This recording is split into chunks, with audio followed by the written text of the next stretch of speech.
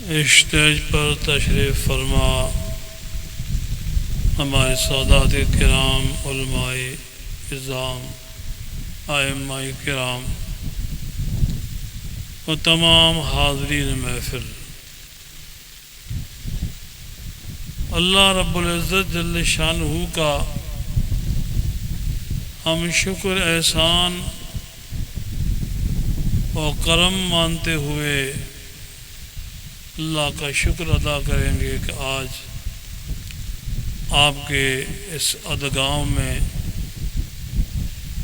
یہ نورانی محفل آپ لوگوں نے بڑی شان شوکت کے ساتھ، بڑی محبت کے ساتھ مل جل کر کے ایک ہو کر کے آپ نے یہ محفل سجائی، تو الحمدللہ بہت بڑی دیکھ کر کے خوشی ہوئی۔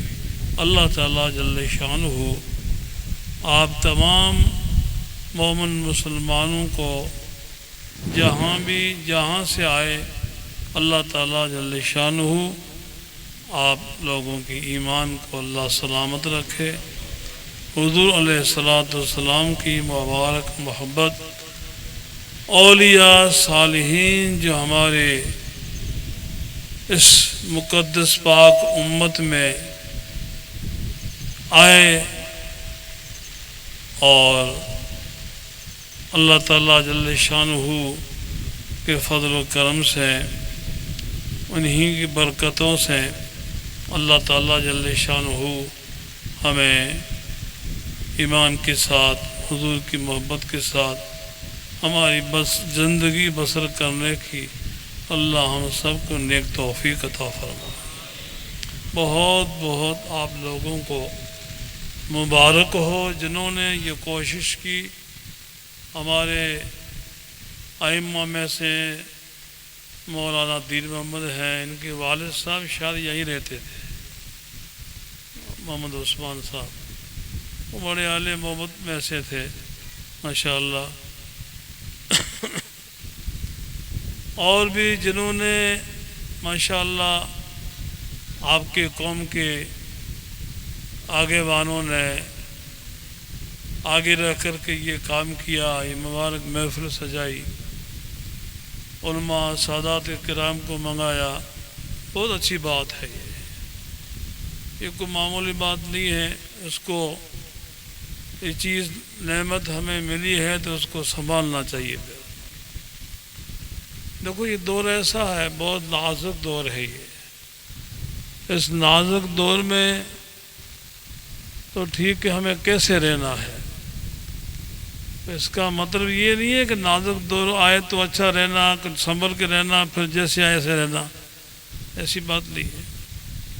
ہمیں تو اللہ رسول کی، اللہ پاک جل شانہ کے فضل و کرم سے حضور علیہ الصلوۃ والسلام کی زندگی، صحابہ کرام کی زندگی، اس کے بعد جو بھی ہمارے علماء، عالم دین، بزرگ، مفسرین سے جو گزر گئے، ان کی راستے پہ ہمیں چلنا ہے۔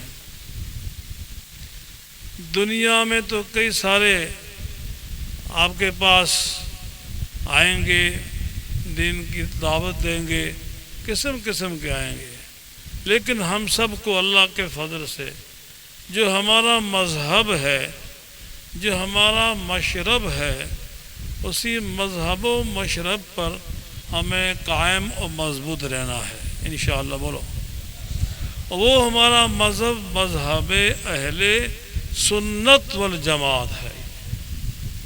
کیا ہے؟ بولو بولو، بولے سب آگے نہیں بڑھوں گا۔ ہمارا مذہب کیا ہے؟ اہل سنت والجماعت۔ اس پر ہمیں رہنا ہے انشاءاللہ، اس پر مضبوط رہنا ہے، محبت سے رہنا ہے۔ یہ جھگڑے، یہ فساد، دنیاوی معاملات میں کر کے بیٹھ جانا، وہ اپنی مونچھ یوں موڑ رہا ہے تو دوسرا اپنی مونچھ یوں موڑ رہا ہے، یہ مونچھوں سے کام نہیں چلے گا بھائی۔ مونچھوں سے کام چلاؤ گے تو مونچھیں رہ جائیں گی اور ہم چلے جائیں گے۔ خالی مونچھ رہنے سے کچھ نہیں ہے۔ یہ مونچھیں چھوڑو، مونچھیں رہنے کا وقت نہیں ہے۔ ہمیشہ ہمیشہ ہمارے مذہب اسلام نے ہمیں سکھایا ہے آپس میں محبت سے رہو، جڑ کے رہو، اتفاق سے رہو۔ اللہ رسول کی تعلیم ہے، اس کے ساتھ بیٹھو، کھاؤ پیو، سو، اپنی زندگی گھریلو باہر کی اس طریقے سے نبھاؤ جس طریقے سے خدا رسول نے ہمیں حکم دیا، اس طریقے سے نبھانا چاہیے۔ یہی ہماری زندگی کی کامیابی۔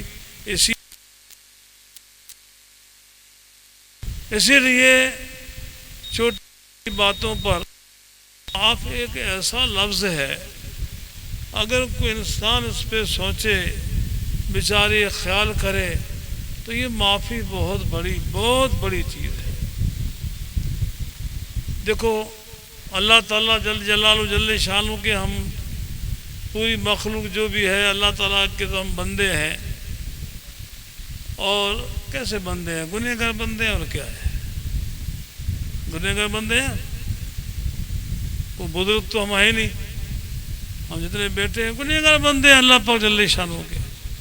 ہم گنہگار بندے ہیں، خدا کا کے کھاتے ہیں، سب کچھ ہے، اور پھر بھی ہم اللہ تعالیٰ جل شانہ کی نافرمانی کرتے ہیں۔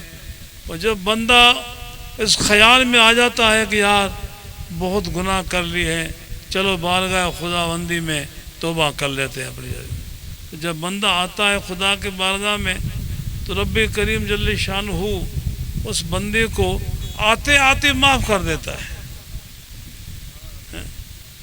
توبہ کرنے کے لیے بندہ آتا ہے خدا کی بارگاہ میں تو اس پہ اللہ تعالیٰ کتنا راضی ہوتا ہے کہ بندہ میری طرف مڑ رہا ہے بیچارہ، اور فرشتوں کو گواہ بناتا ہے کہ تم گواہ دینا، اب اس بندوں کے سوا میرے سوا تو کوئی رب ہے ہی نہیں، اس کو بخش دیتا ہوں۔ جب اللہ تعالیٰ جل شانہ کی اتنی نعمتیں، اتنی بلائیاں، اتنی سمجھو کہ برکتیں ہم لوگ کھاتے ہیں، اسی کی نافرمانی کرتے ہیں، اسی سے معافی مانگتے ہیں، اللہ تعالیٰ ہمیں معاف کر دیتا ہے۔ تو ہم تھوڑا ایسے ہیں کہ بھئی ہم نے ایک دوسرے کا جو ہے مسئلہ کر لیا کوئی، تو اب گنہگار ہم نہیں ہے وہ ہے، یا یہ کہ وہ نہیں ہے ہم ہیں، وہ گنہگار ہے ہم گنہگار نہیں ہے، یہ وہ، یا گنہگار تو سب ہے۔ کوئی 8 آنا ہوگا تو کوئی 4 آنا ہوگا، کوئی روپیہ ہوگا تو کوئی 75 پیسہ ہوگا، تو گنہگار ایک دوسرے کا ہوگا تو ہوگا۔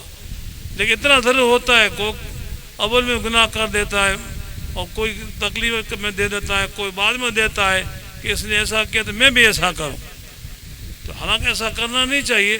حکم تو یہ ہے کہ اس کو معاف کر دینا چاہیے۔ بڑے بڑے قصے کہانیاں صحابہ کرام کے درمیان میں اور اولیاء صالحین کے درمیان میں، لیکن ان کے پاس ایک ہی لفظ ہوتا، بس معاف کر دو۔ بس کیا کرو؟ حضور علیہ السلام کے زبان شریف میں ترمذی شریف کے حوالے سے بات کر رہا ہوں کہ کوئی پڑوسی ایسا تھا جو ستا رہا تھا، اتنا ستاتا تھا بس وہ بیزار ہو جاتا، تو حضور کی بارگاہ میں آتا، یا رسول اللہ یہ میرا پڑوسی مجھے پریشان کر رہے، کیا کروں؟ تو حضور نے ایسا تھوڑا کہ ڈنڈا لے کے اس کو ٹھوک دے، حضور نے ایسا نہیں فرمایا اس کو معاف کر دے دو۔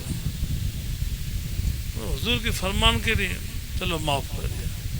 تھوڑے دن ہوئے تو اس سے زیادہ تکلیف دینے لگا، اس سے زیادہ تکلیف دینے لگا، حد سے زیادہ۔ پھر آیا حضور کے پاس، یا رسول اللہ آج تو اس نے حد کر دیا، بس بہت مجھے تکلیف ہو جائے، کیا کروں یا رسول اللہ؟ اس کا بدلہ لوں؟ تو معاف کر دے اس کو۔ کیا کر دے؟ سنجیدگی سننا، یہ ادھر ادھر بات ذہن کو مت بٹانا، تھوڑی دیر ہی بولوں گا بس، اس میں ساری باتیں آپ کو سمجھنی ہے۔ معاف کر دے، معاف کر دے۔ تھوڑے دن ہوئے تو پھر اتنی تکلیف پہنچائی اس نے، ہر طرح سے بچوں کو، خود کو، چھوٹے چھوٹے بچوں کو، راستے میں تکلیف، یہ وہ تکلیف۔ پھر حضور کے پاس آیا، یا رسول اللہ اب تو میں یہاں سے روانہ ہو رہا ہوں، کیوں کہ اتنا ستایا ہے مجھے کہ گندگی تک جو ہمارے گھروں میں پھینک رہا ہے اب تو بچوں کی۔ تو حضور نے فرمایا اس کو معاف کر دے۔ معاف کر دیا اس نے، واپس آیا حضور کے فرمان کے مطابق۔ اس نے سوچا، جو تکلیف دے رہا تھا سوچا، یار کہ میں نے اس کو اتنی بار میں نے اس کو تکلیف پہنچائی، پریشان کیا، بچوں کو، بیویوں کو، یہ اف تک نہیں بولا مجھ سے بولتا ہے، چالتا ہے، محبت کرتا ہے۔ تو اس نے کہا کہ آیا اس کے گھر پہ کہ یار میں نے اتنی ساری تجھے تکلیف پہنچائی اور تو پھر کچھ نہیں بول رہا ہے، مجھ سے بولتا ہے، محبت رکھتا ہے۔ تو اس نے کہا ہمارے نبی کی تعلیم ہے یہ۔ کیا کہا اس نے کہ ہمارے پیارے نبی کی یہ تعلیم ہے کہ جو تم کو تکلیف پہنچا اس کو معاف کر دو۔ تو حضور نے فرمایا معاف کر دے، میں معاف کرتا گیا۔ تو اس کے قدموں میں گر گیا کہ جس نبی پہ تو نے کلمہ پڑھا ہے چل اس بارگاہ مجھے لے جا، مجھے بھی کلمہ پڑھنا ہے۔ تو ایک بات ہے یہ، تو ہمیں اس طرح رہنا چاہیے، محبت سے ایک دوسرے کو معاف کر دینا چاہیے۔ نماز پڑھتے نہیں ہے، رمضان کا خیال تک نہیں ہے، زکوٰۃ خدائیں کہاں جاتی ہے، خیر خیرات ہماری کہاں جاتی ہے؟ دیتے ہوں گے الحمدللہ، میں اس کا انکار نہیں کر رہا ہوں، لیکن عام جام حال ہمارا یہ ہے، اور پھر بھی ہم تقاضا کریں کہ ہم ایسے ہیں۔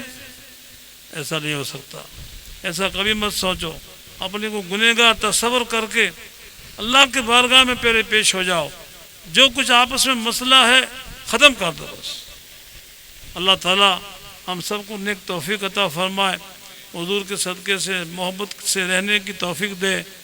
دعا کرتے ہیں کہ اللہ آپ سب کو سلامت رکھے، آپ کے ایمان کو سلامت رکھے، حضور کے صدقے میں آپ کے رزق روزی حلال میں خوب برکتیں دے، آپس میں محبت سے رہو، آپ کے مسجد مدرسے آباد رہیں، تم بھی آباد رہو، تمہارے اڑوس پڑوس میں جو بھی آپ کے بھائی ہیں وہ بھی اللہ کرے خوشحال رہیں، محبت سے رہیں۔ آپ نے محبت سے یہ دعوت دی، اللہ قبول فرمائے، خوب دنیا آخرت میں بہتر سے بہتر اللہ آپ کو بدلہ عطا فرمائے۔ یہی ہماری دعا ہے۔ دعا کرنے کے لیے آئے ہیں، دعا کر دیتے ہیں، اور سادات کرام بھی دعا کریں گے۔ انشاءاللہ تعالیٰ آپ خوش رہو، آباد رہو، ایمان کے ساتھ محبت سے رہو۔ انشاءاللہ آئیں جائیں، آپ لوگوں کو اس طریقے سے محبت سے دیکھیں تو ایک دل خوش ہوگا نا، تو دل خوش ہونا یہی دعا ہے بس۔ حقیقت میں گہرائی اس کی نظر سے دیکھیں نا، کسی کے دل کو خوش کر دینا یہی اصل دعا ہے۔ تو دعا دل سے ہوتی ہے، زبانوں سے خالی پڑھی جاتی ہے، حقیقت میں تعلق اس کا دل سے ہوتا ہے۔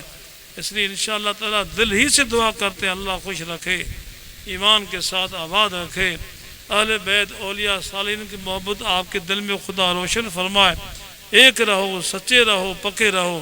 السلام علیکم ورحمۃ اللہ۔